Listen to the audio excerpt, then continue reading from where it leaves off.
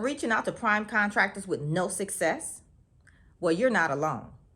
In this video, I'm sharing 5 obstacles to overcome when reaching out to prime contractors. Let's go.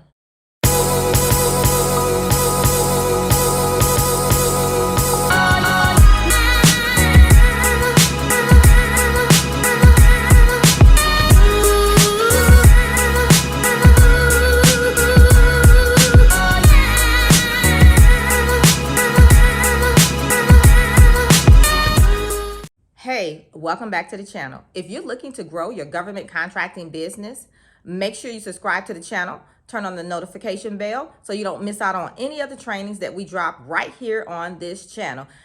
Now, in the video today, we're going to be talking about prime position, common obstacles, and what you need to know before that first contract. At the end of this video, I'll definitely put a link how you can check out my Government Contractor Accelerator program if you want to learn more about government contracting and take what you're learning here in this video today to the next level with some support from me and my community. And I look forward to seeing you on the inside.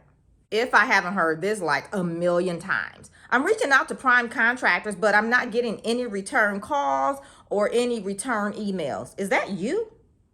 This is why I said you're not alone. Others before you have experienced the same thing, and unfortunately, most contractors stay stuck right here at this step. Let's get you unstuck. All right, so let's get into why prime contractors are avoiding your call. The first reason is you're reaching out to the wrong person. You need to know who is the best contact person inside of the company. Sometimes it could be the owner, the CEO, and then sometimes it could be a project manager, maybe it's the superintendent, or it could be anyone, but you need to figure out who is the key person that you need to talk to inside that company that has the pull, the leverage to bring you in. So they're able to make decisions or influence the key decision maker, like maybe the CEO, on bringing you on, partnering with your company, giving your company an opportunity on a contract. That is the person you want to talk to. So again, it could be the CEO or someone closely connected to that decision maker, and they have influence with that person. So either they have the influence themselves or they're connected to the person that has the influence and they have influence, input, and pull with that person. The second obstacle is they don't know you. You go in guns blazing, asking them to, hey, let's partner on this opportunity that I have, and let's do this today or next week or 2 weeks from now. Pump your brakes. That's too soon. You need to nurture the relationship first. Get to know them, allow them to get to know you.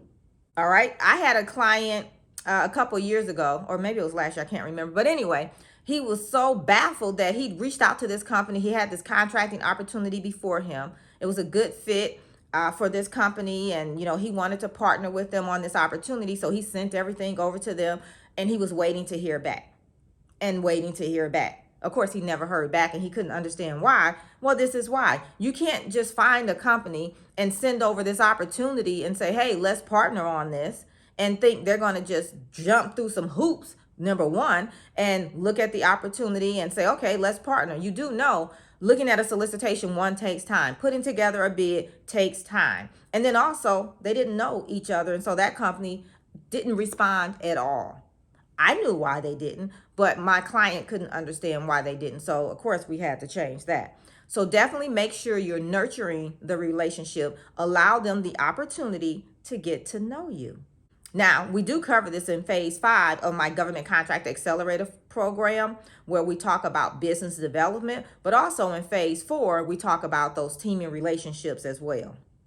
All right, the third obstacle is certifications. A lot of you guys think that you don't need your certifications. Now, I'm here to tell you, yes, you can win a contract without having a certification, just depending on what the requirements are. You can become a subcontractor on a contract without certifications as well. But if you have an advantage, why not use it? So I'm not saying you don't need your certifications, don't get your certifications. What I'm saying is you can get a contract without it. But for the purposes of reaching out to a prime contractor and leveraging what you bring to the table, you want to have all the certifications for which you qualify, because understand, prime contractors on larger contracts, they are required to sub out a portion of the work to small businesses, woman-owned, Service-Disabled Vet, HubZone, and the like. So make sure you have all the certifications for which you qualify and then leverage them. All right, I want you to comment below. Have you been reaching out to prime contractors with no success? A simple yes or no or do. Yes or no, no or yes. Let us know in the comments. Now, let me tell you, I had one student, and there's been many, but one in particular I want to focus on here, that they reached out to me, and this was before they joined my program, reached out, and they had reached out to over 50 companies with no success. And they couldn't understand why they weren't getting responses. Well, hence what I've already shared with you is one of the reasons why, right? But here's the thing. I was like, are you kidding? You've reached out to 50 companies and you've had no replies, no nothing, no kiss my butt, no we're not interested, nothing. Because to me, after a few, 5 to 10, if you're sending emails, a light bulb should have came on and said, hey, I need to do something different. Now, here's the other thing.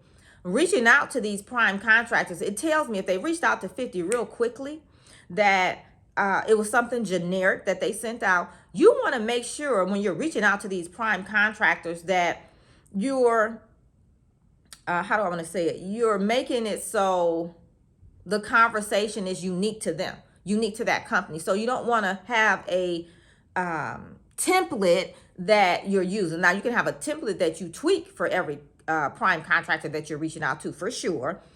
You know, that way you have a framework of what you're going to use, but you don't want to send all the prime contractors the exact same thing, because then it's not cultivating the relationship between you and them, and it's not nurturing and focusing on them and what they need and what you bring to the table for them. So you got to learn the companies that you're reaching out to, which is why I don't see how you could reach out to 50 right away. I'm just saying.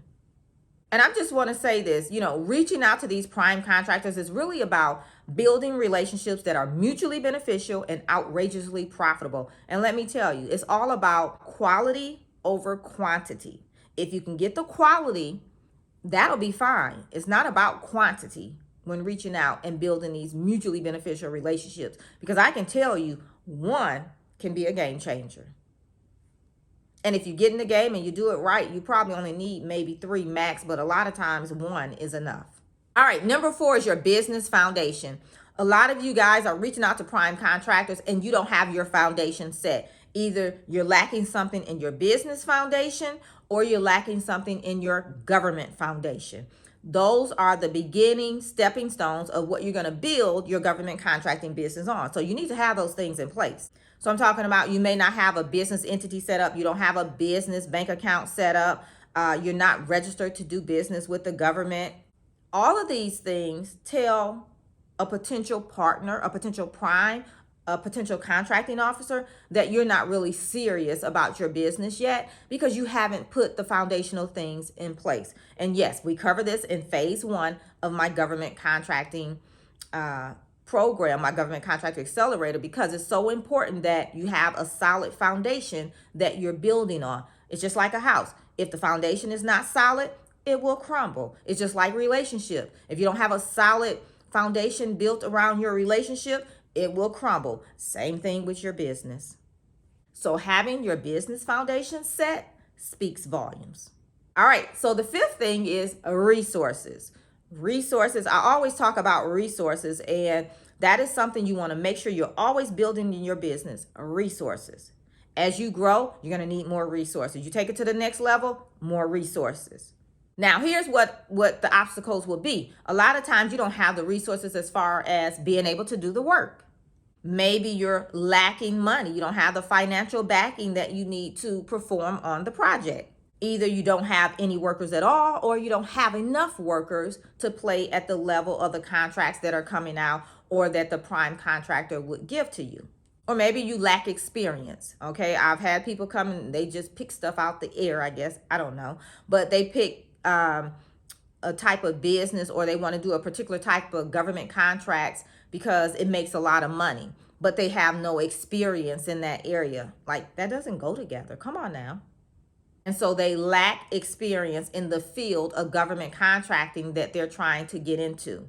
So if that's the case, you need to back it up, rethink your strategy, and figure out what's your best approach and what do you have to offer to the government that you have some type of knowledge about.